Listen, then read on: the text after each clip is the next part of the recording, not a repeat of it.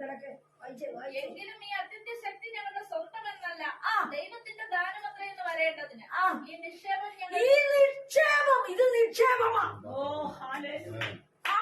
ഈ നിക്ഷേപത്തിന്മേൽ കൂട്ടൊന്നും ചേരത്തില്ല. കൂട്ട് ചേരാതിരുന്നാൽ വിടുതല. കൂട്ട് ചേരാതിരുന്നാൽ ഇത് നിക്ഷേപമാ.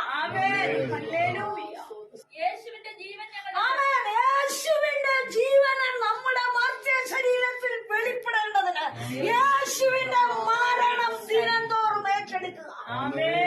ബുദ്ധിമുട്ടുണ്ടെന്ന്, ഇടുക്കമുണ്ടെന്ന്, ഞെരുക്കമുണ്ടെന്ന്, എന്നാൽ അതിന്റെ നടുവിൽ വീഴുന്നില്ല, അല്ലെങ്കിൽ തകർന്നു പോകുന്നില്ല, നിരാശപ്പെടേണ്ടി വരുന്നില്ല.